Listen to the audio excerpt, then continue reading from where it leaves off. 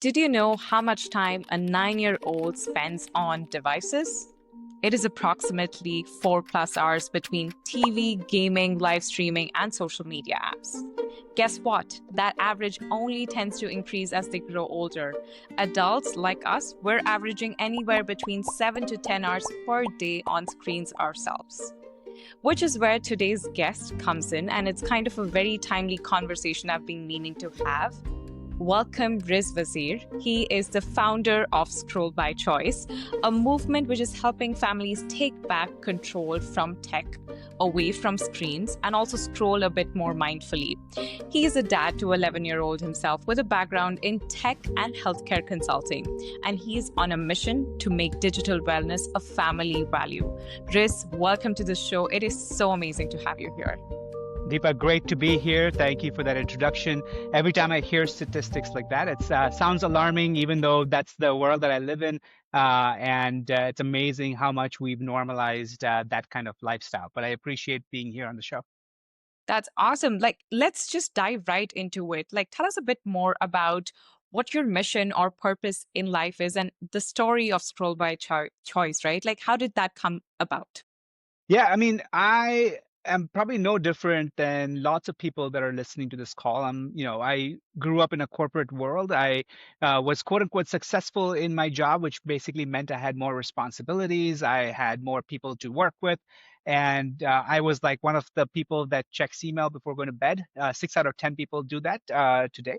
I was also the same person that woke up right into my email. Like it would be about 5 seconds between the time my alarm would go off and by the time I'm looking at email or Teams or Slack. And again, not alone. I think Deloitte's study says 8 out of 10 people do that. So not strange, right? This is just the way people are when you work and when you have a global team or when you are quote unquote in a high pressure job. And what I realized is that that device didn't just stop there, right? It follows you throughout your morning routine. It stays with you during breakfast. It's there when you're ready to commute back to the office. So it's this perpetual presence that surrounded me, and I found myself feeling more and more anxious, a little bit more exhausted, and so I actually went out looking for a solution to this problem because I was very happy where I was working, doing the 9 to 5 or 9 to 9, however you look at it. And at the same time, our son, who was younger then, was just coming into the use of technology. This is right Mm-hmm. around COVID. He's going through, first grade on a laptop. That's new for him. That's new for us. That's new for the teachers. It's a new experience for all of us. And so much of education is ed tech, which is games. And so he's experiencing these games that look like math or math that looks like games. I'm not quite sure. And he's coming out a little bit duller every day as well. And so it was around this time we were like, okay, what is the solve for this? How do we address this? How do we talk about this? And so I went out looking, Mm-hmm. and everything that existed in the market was about abstinence. It was about restrictions. It was apps that would block certain sites or certain things. And I'm never the kind of guy that does well with arbitrary restrictions. It's just not doesn't work for me. It didn't give us the vocabulary to talk to our son either, because it's like, okay, am I telling you that tech is bad? Because that seems like an odd message to land. And so all of those were compounding factors where I was like, okay, well, we got to go build a solution Yeah. where we can actually help people come up with a better answer to this problem. Because again, the problem exists in everyone's homes. It's not a novel problem, but the answer is something that we had to come up with, and that's where Scroll by Choice was born. So it's in the name of the company or the movement itself, right? You have a choice and you get to perhaps consciously make that choice when you're scrolling or you choose to scroll, right? Yeah, it's that's. I'm glad that you asked this question because we deliberated on this, right? Like, do you sort of go with a mission that says we will drop your screen time by 50% in 90 days? Lots of people that we spoke to were like, well, if you're a startup, you got to go with that kind of a message, Yeah. right? Saying we drop your screen. It's like weight loss, right? We'll give you 25 pounds lost in X number of days to gain quote unquote traction. And we deliberated with our advisors and eventually came up to say, look, it's not about lowering screen time or normalize, reduce, like leveling it off, because who am I to tell you, Deepa, for example, what amount of hours is relevant for you on screens, right? And it ebbs and flows for people. When they're in certain phases of life, there is more screens than in other phases of life. So the crux of it was about the choice. The crux of it was who's in control of the device. Is it you or is it the algorithm? And we really wanted to make sure that people were trained that they would be the people that have that agency, that control over their scrolling. That's our goal. That's our whole mission, which is why we say it's reclaim control over screen time, not reduce screen time, not get rid of tech. Like that's not our. I think that is very bold of you to say it because you're being brutally honest. And in that, I find it very inspiring that that's kind of the mission for Scroll Boy Choice because let's face it, tech is here to stay. It's really an important part of our everyday, just as you laid out in your introduction so well, that you wake up checking emails, you go to sleep checking emails because this is how we're tuned right now.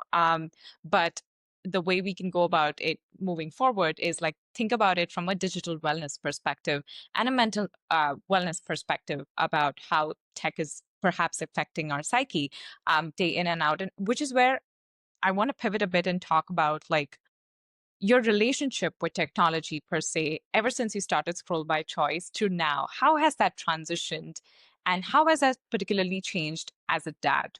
Because you're probably knee deep into research. You're seeing so much of these stats coming out about screen time usage, about social media use, screen time on kids, and all of those other things. So, how has that, you know, changed you or changed your relationship with tech? Yeah, I mean, the fact that I even can say the words relationship with technology, right? That's an evolution because that shows that there has been some thinking that this is a force that we must develop a relationship with, right? It's not just something that exists in nature that we just sort of were born with. This is something that we're having to adapt to and develop some sort of a relationship with. And so, my relationship with technology has perhaps become a little bit more measured.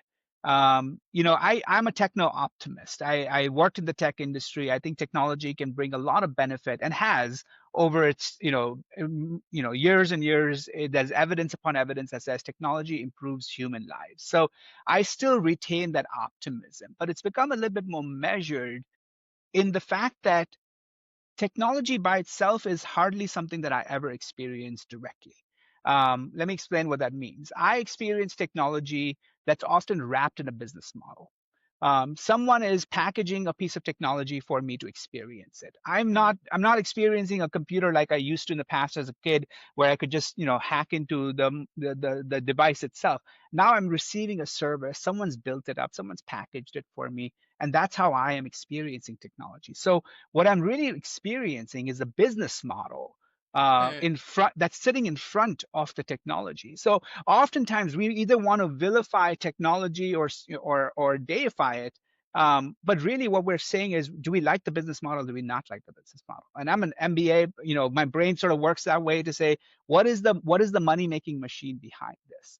And if I like it, I want to lean into it. If I don't like it, I don't want to lean into it. And that's the same conversation we have at home with our son too, saying, hey, if Minecraft's got all your attention, or if Mr. Beast has all your attention through YouTube, then what is the business model? Who's making money off of this? And this is mm, by the way, this is a question, Deepa, that kids love. Like when we do this session with kids, if we ask them the money question, right, saying who makes money off of this, they are so interested in learning about it. They're like, okay, well, maybe Google makes money. Well, what does that mean? How do you make so that value chain, right? I think that's what's evolved for us in our household. That's the measure that we sort of evolve with our kids as well, to say technology is not by itself a neutral thing. It's coming to you through a business model. Can you peel apart the business model? And if you like it, go for it. If you don't like it, step away. mm. That's that's a very complex filter to sort of nurture, I believe, in young minds. Parents and educators, perhaps it's easier for them to probably wrap their, you know, brain around how the money, like they say, follow the money Follow the and it'll money. lead to the truth, right? But it's interesting that you're getting that sort of a reception from, kids in your workshops or sessions.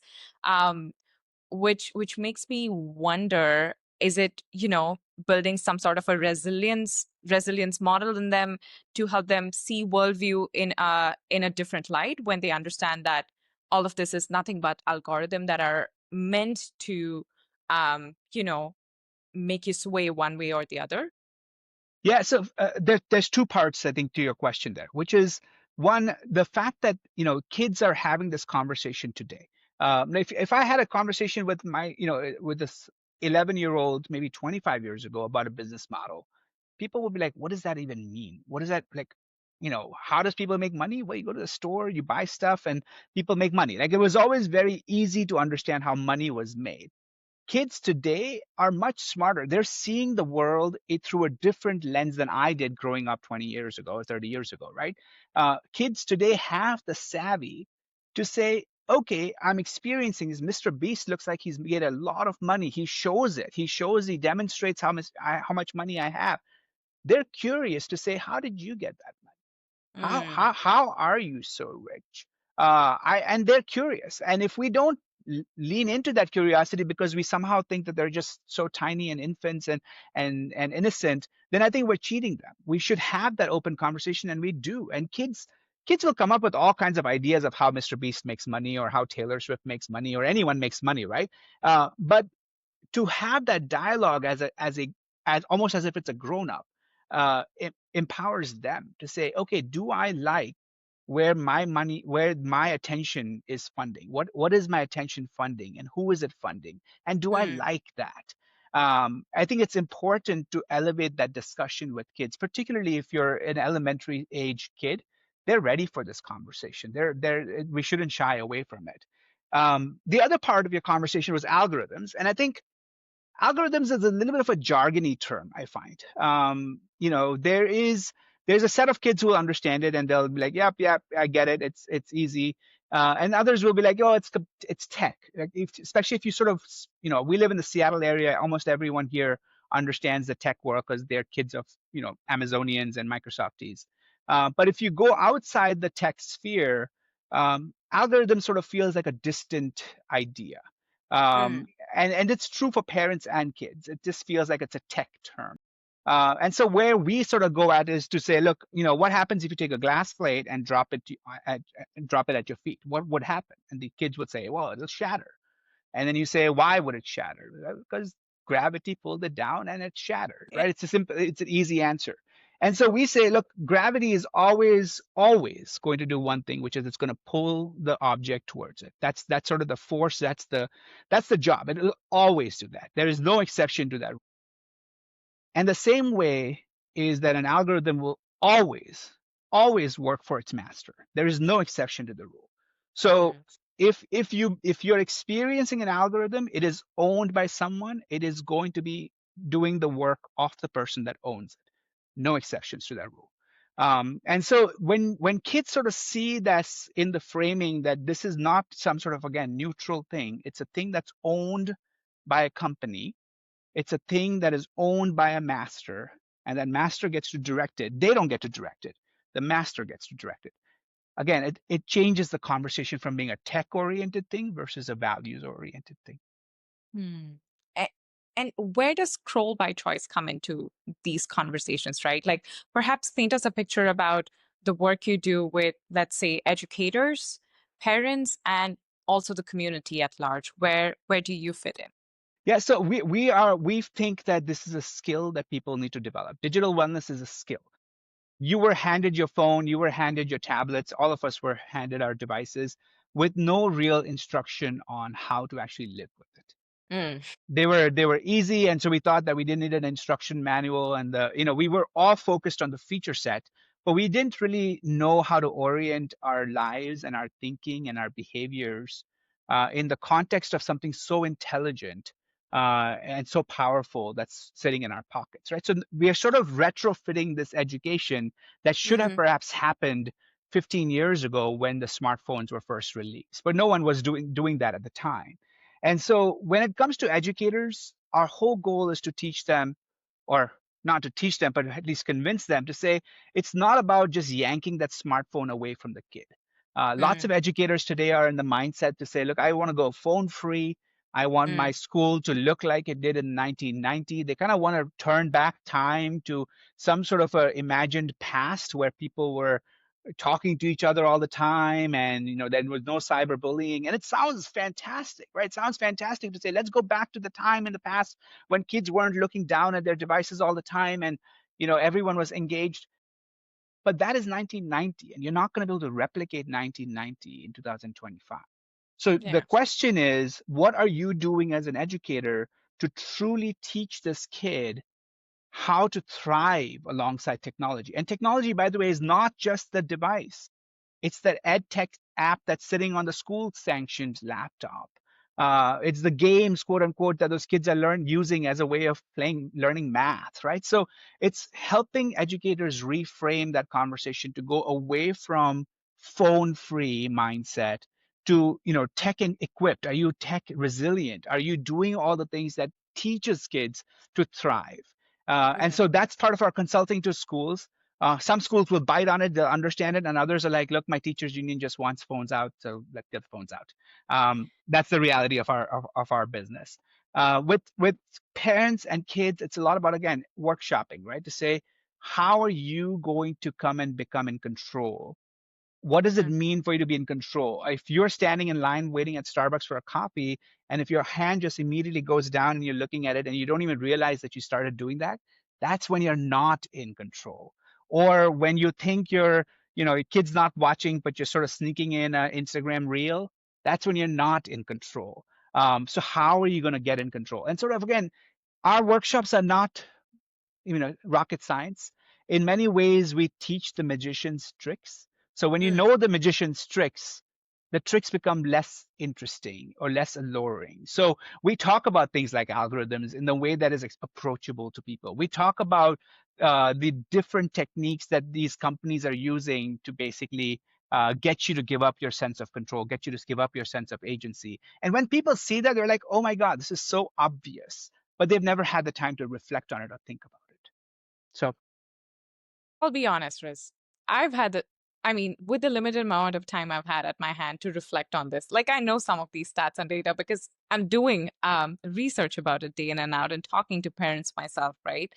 Um, we know the repercussions of like constantly doom scrolling. We know all of this data and all the biometric scans that are happening, all the algorithm that's feeding things to us, but we cannot get to stop ourselves. We don't know when to pause or stop. And I want to talk a bit about detoxing. Like, I know a lot of people go on these social media detoxes where they completely delete the apps off their phones and, decide that they're not going to wake up to screens anymore. But then they slip right back into it like a week in and 2 weeks in, right? So, what are your thoughts on that? Do detoxes really help uh, us get off our devices? yeah, it's a really good question, and we ask this question to almost everyone that joins our workshop to say, what have you tried before you came to us, right? Because we're hardly ever, no one ever wants to learn something as the first step, right? They kind of want the quick fix. So most people have tried either a detox where they've deleted apps, or they've gone on a digital fast where they've basically, hidden their phone or their smartphone in some place and not don't access it. Some of them have either grayscaled their device, which basically makes it less interesting for them to use, so it removes all the colors from the apps. And some have tried dumb phones, which is they've abandoned the smartphone idea and gone after the Nokia old school Mm-hmm. flip phone kind of concepts, right? So typically, most people we see have been through one of these permutations or iterations. Yeah. And for some people, because everyone is different. For some people, that reset is sufficient enough for them to have contemplated what life looks like when you don't have all the stuff coming to you, right? So if you've gone on a detox or fasted or done some of these things and actually reflected on how different your life feels now, and if you like the way your life feels, you might be actually those might stick. That might work for you. For a lot of people, though, there's a sense of withdrawal, right? People always use the most common term that people explain is that I feel addicted, Riz. I feel addicted to my device. I feel like I have withdrawals. I feel like addiction is sort of the most strongest sort of feeling that our clients express to us.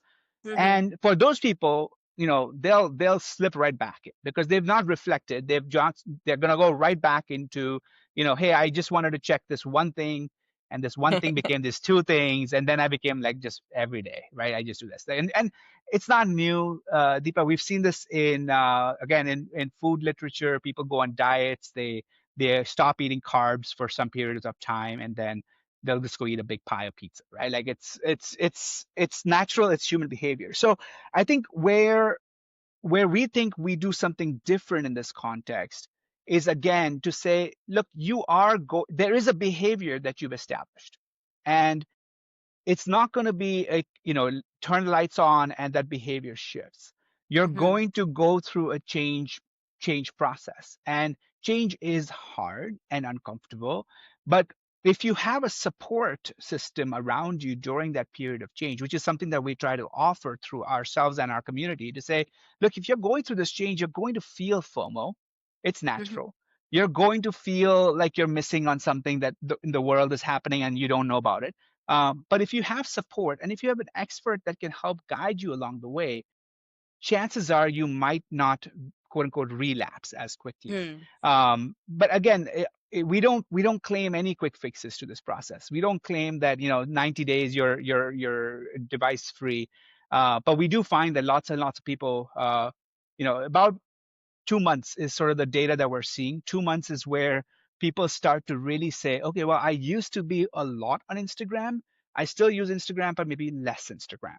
So Hmm. you start to see shades, but it takes about 2 months before that transition occurs. So, aside from social media apps, what else would be considered under the umbrella of digital wellness when it comes to, um, you know, let's say looking for parents, from the parents' perspective, what their relationship with technology would be, and then perhaps we can look at kids. Yeah, I mean, I told you, right? I mean, we look at it from a business model standpoint. Whose business model thrives Yeah. on your attention? Yeah. And it's not just social media sort of takes it to the extreme, right? Their whole job is to monetize your attention. But there are lots of other companies who benefit from your attention, and as a result, they will try to grab as much of it as possible. Take your content streaming apps as an easy example. Mm. The Netflix and chill. Hey, parents tell me, look, Riz, I've had a long day. I kind of need to just go back in the bed with my significant other or by myself and just sort of unwind. And I just want to watch a show. Yeah. And that is again a company that is waiting for you to just come and engage with their content. And they will design it in a way that it's easy for you to binge watch. You might think that you're only going to watch one show, but suddenly it's 2 a.m. and you've been watching it for a while. And so that's another aspect of a type of product that sits within the digital wellness umbrella.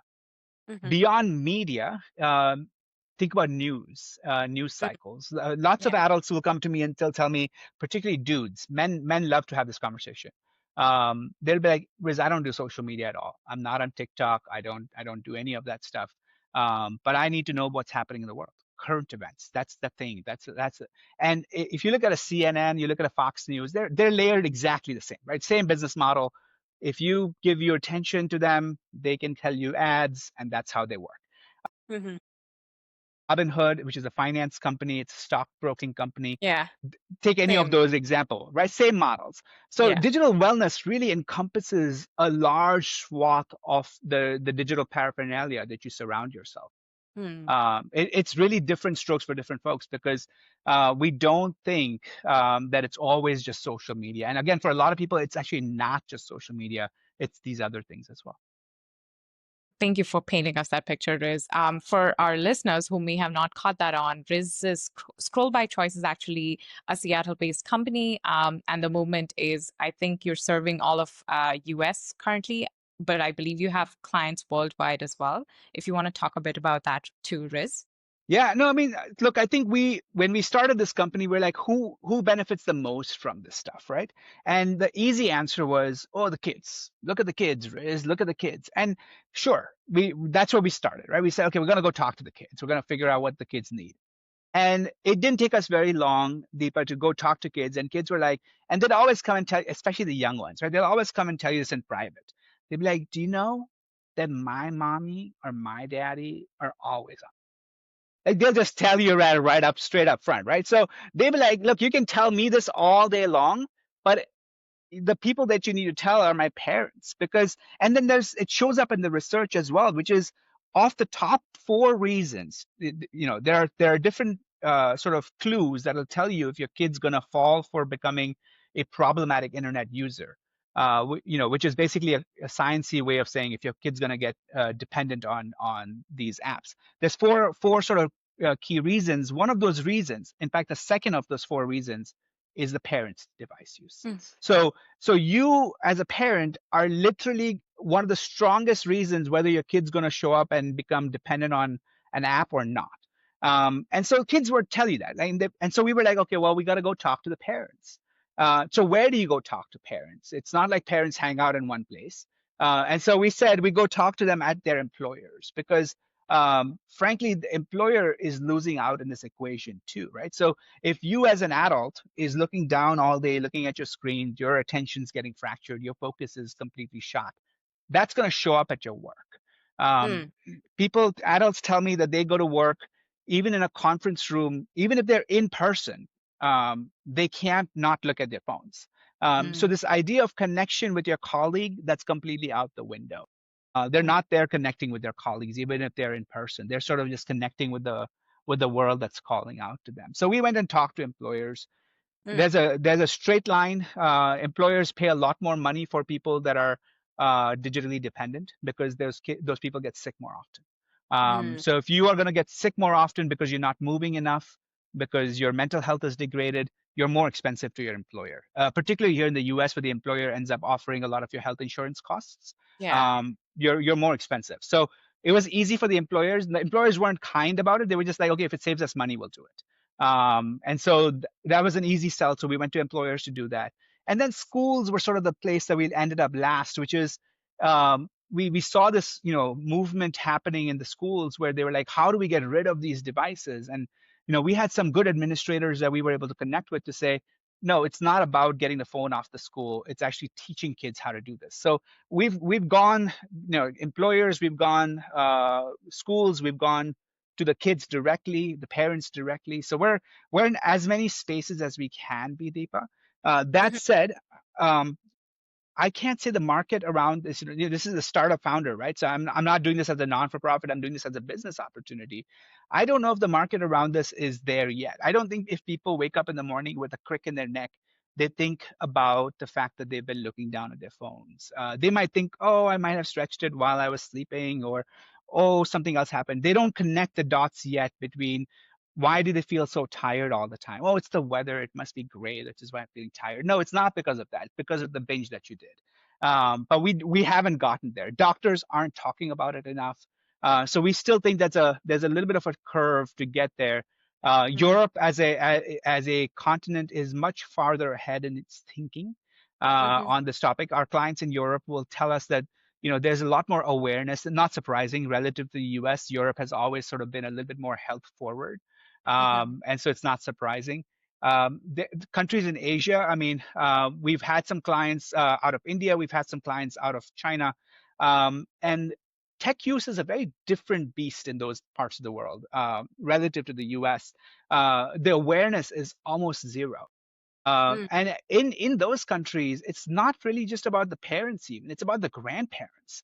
mm, We are seeing family structures where the patriarch or the matriarch of the family is basically demonstrating this behavior where they're just stuck onto WhatsApp. That's the thing that they're stuck on, and that's casting the shadow across the entire family, where everyone is sort of okay with that as sort of mm, being the status quo. So there's a large, very steep education curve in parts of Asia. Schools are doing none of that, like zero education in schools around that. We're too small to be able to address any of that holistically. yeah. At least so far, we're too small to do that. But that's what we've been seeing. Mm. Very interesting. And which leads me to almost ask you this question. Perhaps you've been asked this question yourself too many times, Riz. We know that the problem is not just with kids or with tech or devices themselves. We see that it's a pattern and a pattern that parents, perhaps grandparents, are stuck with, which children and young adults are taking away when they see their parents on screens or on social media platforms. They think that this is normal and we can learn the same thing. So, which makes me wonder two parts. A, is there a right time or a right age for when kids can have access to their own devices or be on social media platforms?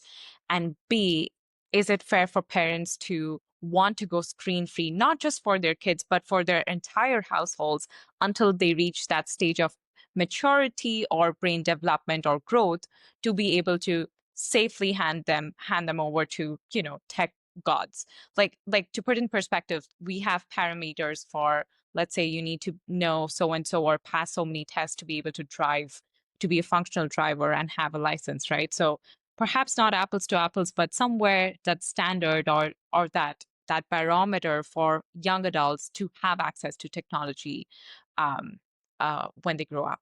Yeah, this is Deepa. This is an interesting debate in our space and it's a debate because there is no one answer, right? So what I'll offer you is my perspective and the way we think about it. We'll start with this idea of screen free. Um, it seems like an easy thing to go grab at because again it sort of imagines a world that existed in the past, and so we're like, let's go back to the past. That's sort of what we are saying when we say go screen free, and in our worldview that's not a practical way of living. You're going to need phones to navigate, you're going to need phones to order a cab and order food, and it's just some people do it, right? They sort of go in this sort of, we're gonna go back to time in time and use a dial-up phone to sort of do all of that stuff. And great, if you can do that, knock yourself out. That's just not our thing. So we don't think screen free is a standard Mm, for a household to aspire to. That said, what we do think is a goal to aspire to is for parents to model uh, the use of technology not as a means of escape, but as a tool.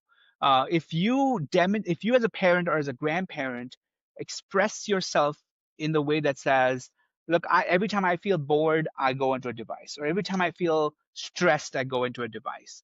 If that's the way that you're using technology, that's what your kid is watching you, right? To say mm, it's not just about whether social media is okay or not. What they're learning is whenever mommy gets stressed, she goes and checks Instagram.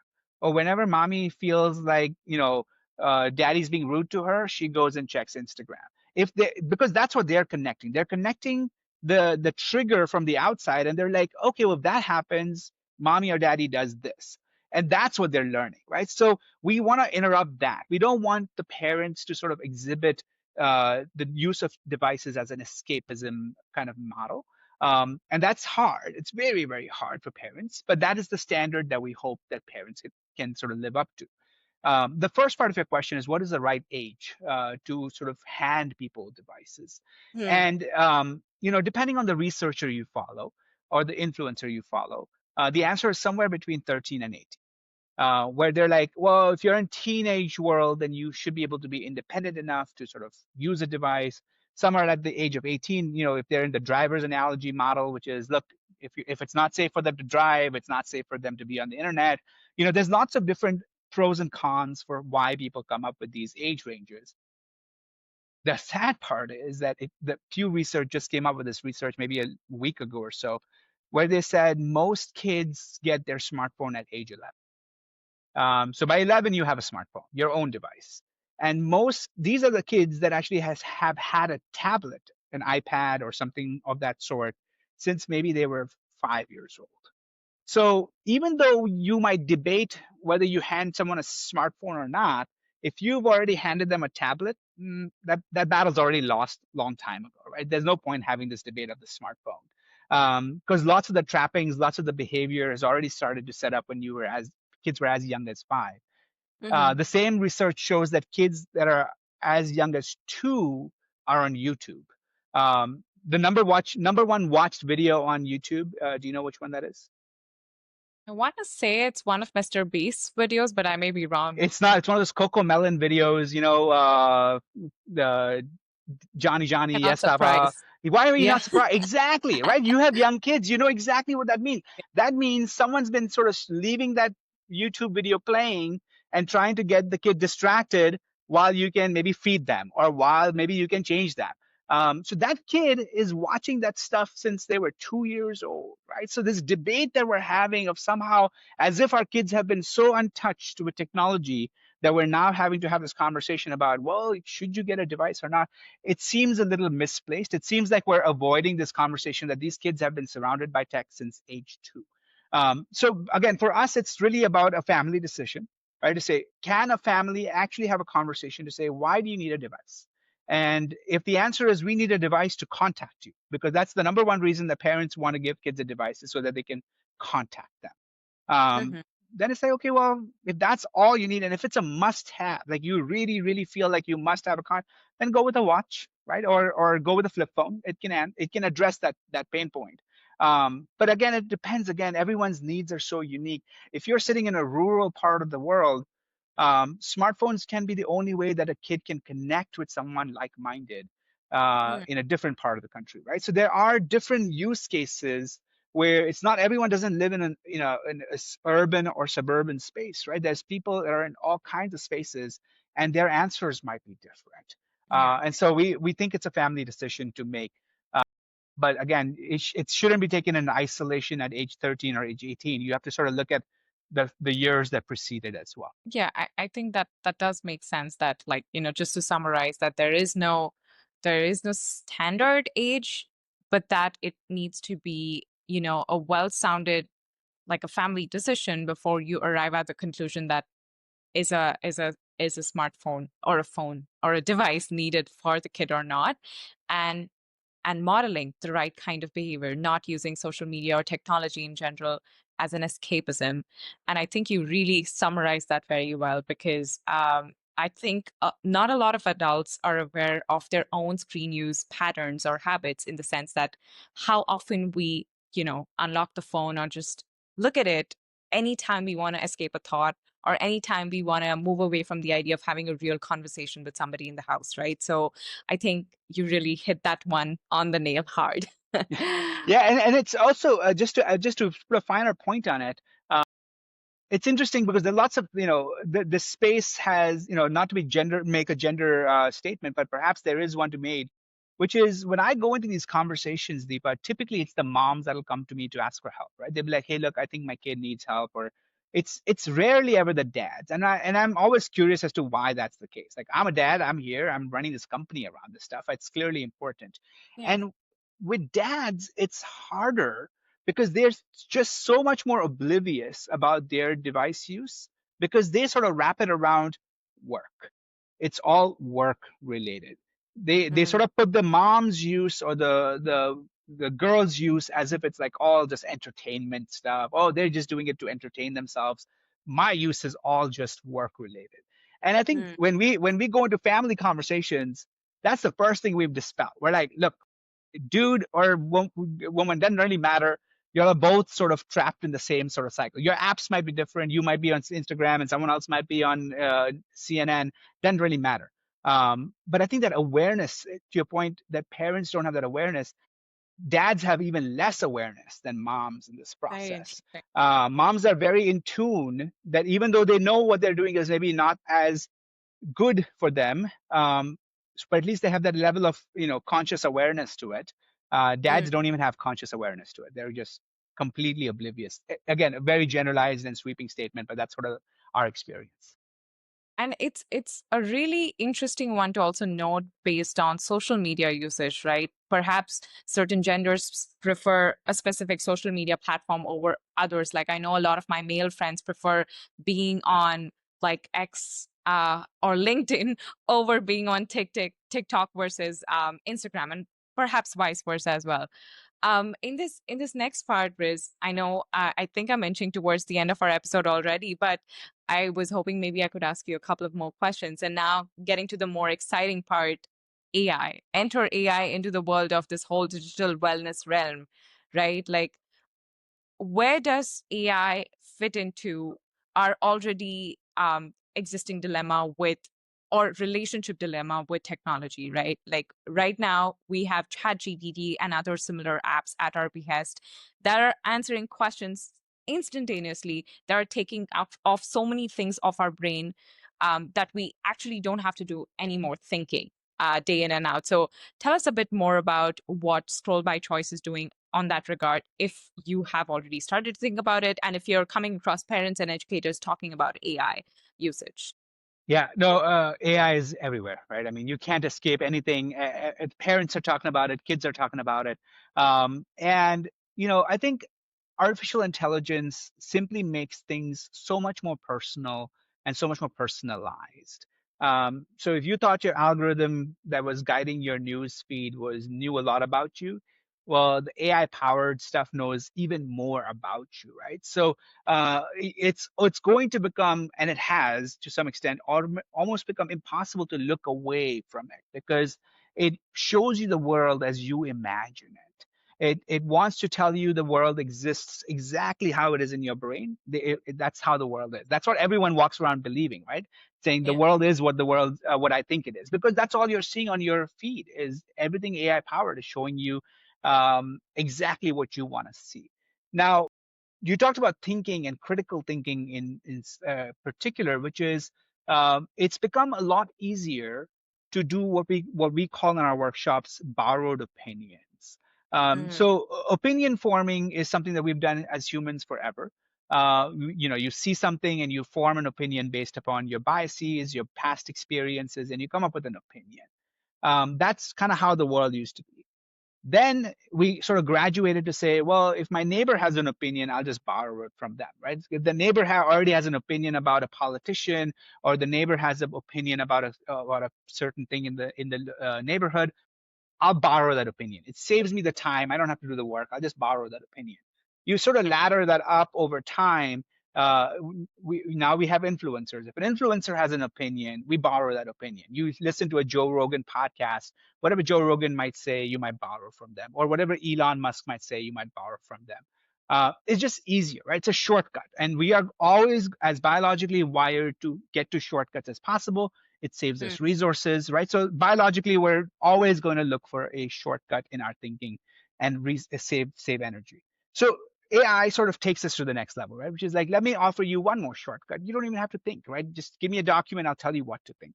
yeah. And so you'll borrow that opinion more and more and more, because what was what we've always rewarded is never the process. We've always rewarded the outcome. So if it didn't matter where you got the opinion, but if you could say some smart things, people are like, oh, wow, this person's really smart. It didn't Mm, really matter if you were borrowing that opinion from an author or a researcher or somewhere else. If you presented it, you sounded smart, you got rewarded in life, at work, and at school. And so that's going to happen and continue to happen with AI. There's almost nothing that we can do in this process to interject that, to say don't borrow opinions, because mm, that's something that we are just inherently wired to do, which is to borrow opinions. um, Not until the time that we start to actually shift our reward structures away from just the answer, but to the process of how you got to the answer. And we are seeing this now at workplaces, which is, it's not just sufficient to be a board member and come into a conversation and say, well, I ran it through ChatGPT. ChatGPT told me this, or whatever AI tool you use, because you have to explain why that is a strategic direction for the company to take, or why that is the right thing for the team to do. And if you haven't had the reps in your mind to say why is this the right choice, or why is that the right choice, you're going to seem like a bumbling idiot, mm, because you won't know anything beyond the top headline, right? You won't know anything underneath yeah. that. And so Yeah. companies are starting to notice that. And they're like, well, it's important that we sort of come with a defense mechanism against that, to say, are you going to write a document? Unfortunately, documents are also being written by ChatGPT. So at some point, companies are going to grapple with this and say, well, we need more than the headline. We need to actually have a thinking process. Schools are not there yet. Schools are still in the mode of either blocking ChatGPT entirely to say don't use it, which is a worthless activity. Kids are always going to find a way to use it. And so I think we're still in the early stages of figuring out, is AI a superpower, or is it just a new iteration of sort of Google where everyone has access to information in a certain way? We look at it and we simply say, look, again, the principles and the frameworks do not change for digital wellness, which is, Mm, what is the business model guiding it? If a GPT's business model is selling you subscriptions, it will try to keep you hooked as long as possible for as many minutes as possible. If a GPT's business model is based on connecting you to another service or a vendor, then that's what they're going to do. The GPT will always work for the person that owns the GPT. The GPT does not work for you. Just like algorithms will always work for the owner, never work for you, GPTs will always work for the owner, never work for you. So if you can be straight about that and understand, again, follow the money, understand that, then I think you're just in a better spot to say which GPT am I using and for what purpose. Yeah. I think that's fair because like a lot about AI is so much just surface level and so much just because of excitement, because of the wave coming in, and because everybody's talking about it or using it or doing something cool with it that is getting people really on the edge.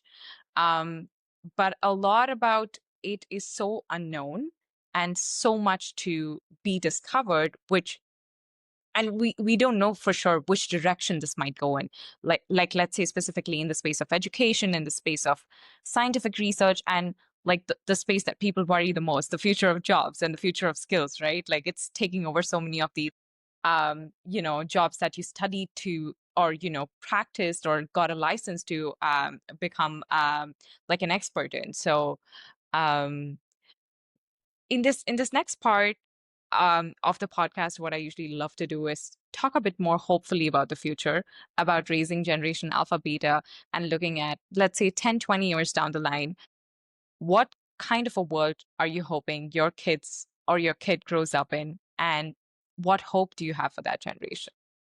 Yeah, I don't think I'm misty-eyed in any way that's different than perhaps my grandparents would have been if they were asked this question, which is I want for a world where our kids can keep their humanity alive, and to be able to connect with each other at a human level.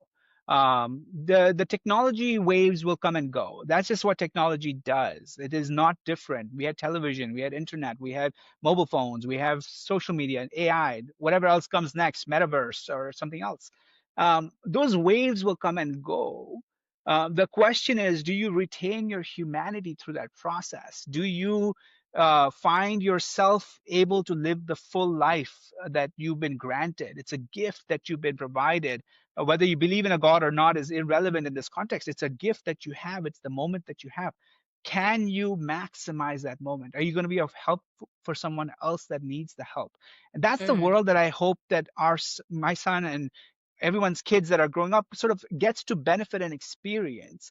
And the human experience is not always sunshine and roses. mm, There is pain, there is struggle, there is a lot of heartache through that process as well. But I hope that our son gets to experience all of that because that's the thing that we've been granted. So I hope that we don't use technology to numb ourselves, or mhm. to quote unquote shortcut ourselves out of all pain, or all difficulties in the name of sort of productivity or efficiency. I think there is some space for resilience to be built and characters to be developed. So I hope that there's some rough edges that we still carry because humans by nature carry rough edges, Mhm. over time. But again, I'm an optimist. I believe that humanity sort of curves in that nature, in that direction of keeping itself center, and the most important. As a digital wellness expert yourself, what or rather who would be a good digital citizen of the future? Like if you were to paint a picture of a good digital citizen, what would that look like? Someone was educated, um, in this space. Education, I'm a product of two teachers, so education sort of shows up in my worldview a lot more prominently, typically. And, to be a good citizen of any nature, we have to be educated about our rights. We have to be educated about our responsibilities. We have to be educated to what we can do to improve the status quo. And so the digital world is no different. You can't be ill-educated and expect someone else to come rescue you. They won't. You have to be educated about this topic. Otherwise, you're simply rolling the dice, and Mm. sometimes the dice might land in your favor and other times it might not. And so that's what we expect to see in the kids and the adults of the future, which is, can you become educated to this world that you're in? You're not living in the 1980s. You're not living in the 1990s. You're living in 2025, heading forward. Can you educate yourself to live in that? That's a very good one, I have to say. And last but not the least, Riz, what is the one parenting and one tech rule that you swear by? Something short and something memorable for parent listeners to take away from you. Yeah, for parents, it's easy. It's no devices for the first 20 minutes after you wake up. 20 minutes. That's all your brain needs to wake up. Give your brain the time to wake up before you go look at a device. That's an easy one. Lots of parents can sort of hopefully do that. For kids, it's about talking. Talk to your parents about what you're using. Don't Mm, hide. Don't. There's no shame in any of this stuff. It's all complex. It's all hard. But talk to someone that you trust about the way you're using your device, and share with them what you're doing. that's awesome. Really, really thank you so much, Riz, for spending the time with us on this podcast. I'm going to drop Scroll by Choice's link on the bio in the bio description below. Do check them out. And thank you once again, Riz, for coming on the show. It was a great chat, Deepa. Thank you for having me.